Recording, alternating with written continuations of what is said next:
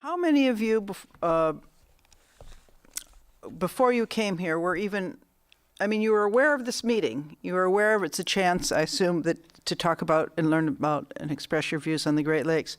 But how many of you were understood that there is this report, that it's a draft report, and it's awaiting further public input? Let's see, how many would be, we're gonna ask yes to that question, or no, you had the barest vague idea that there was a report, or no idea at all. So how many of you are pretty familiar with this? And how many of you are here without being familiar that there was a report in progress?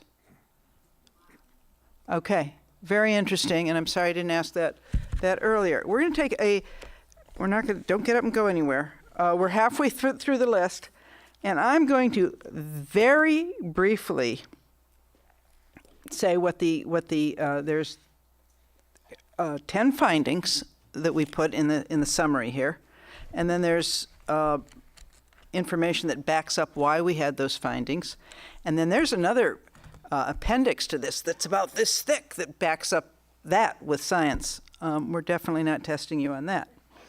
Okay, I'm going to go really quickly through what these 10 findings are, and you might think, yeah, that's really, that nails it head on, or I have no clue about that, because it's not your job to spend all day, every day thinking about these issues, or, gee, they missed something.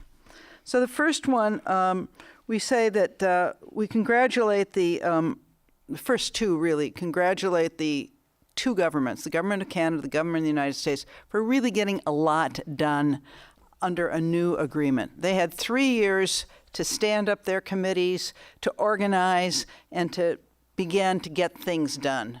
And overall, we think that's pretty amazing because you were working with, again, two big federal governments, and they included also provincial governments in this work and the state governments in this work as well. Those are the first two were kind of attaboy, good job, keep going. But then we say on the third one that the parties have not demonstrated sufficient progress towards the achievement of the human health objectives. And we recommend that there be more consistent focus on getting to protecting human health as it interfaces with the lakes. That was the third one.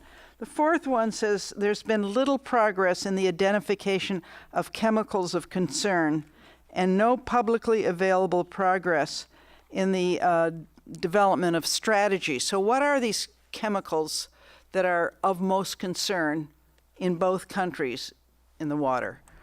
Somebody tonight said you should have radionuclides on there. That's currently not on the list, but we think the governments are close to putting it on the list. So they have a very short list. We're saying you should have made more progress on identifying more chemicals and then working towards strategies that would control or eliminate those chemicals. The fifth finding was the parties have shown significant progress in addressing water quality contamination at areas of concern. So areas of concern are, you've got it here, old, historic, highly contaminated areas that take millions of dollars to clean up after the fact. And in truth, they were identified back in the late 80s, and very little had been done between then and the more recent years, and the last 3 years have seen good progress. There's still probably about 80% of the work to be done in the next couple of decades. It takes a long time once you've messed something up to unmess it. But we acknowledge a lot of progress was made. The sixth one that says the water quality of Western and Central Lake Erie is unsatisfactory and unacceptable. New mandatory protections should supplement voluntary initiatives to reduce phosphorus loading. Pretty clear. The seventh finding refers to the LAMPs, which it's a lake-wide area management or action programs, and it's some of you are familiar, more of you will not be. There is an old program where different agencies are to come together and create a plan for each lake.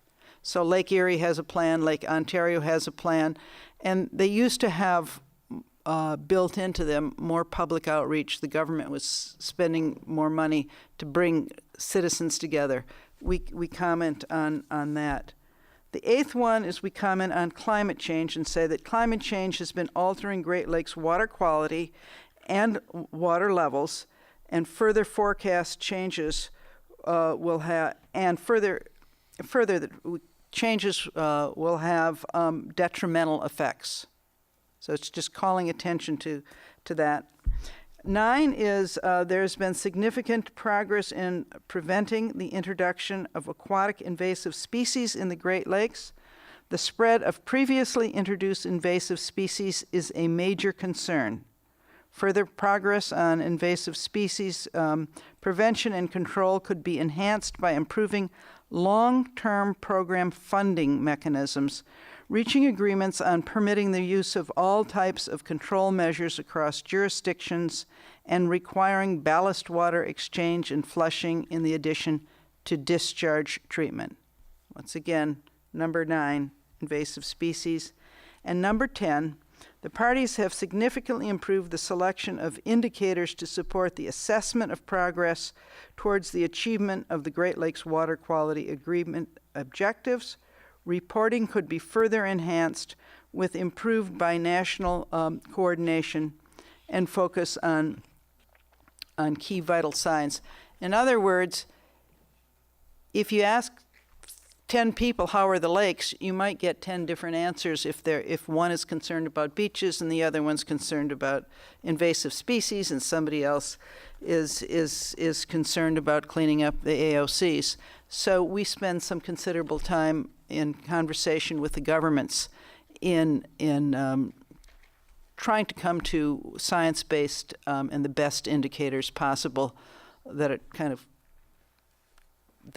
tests the drinkability, fishability, and swimmability of the water. So there is this report. You can go online at Participate IJC. There's a summary of it.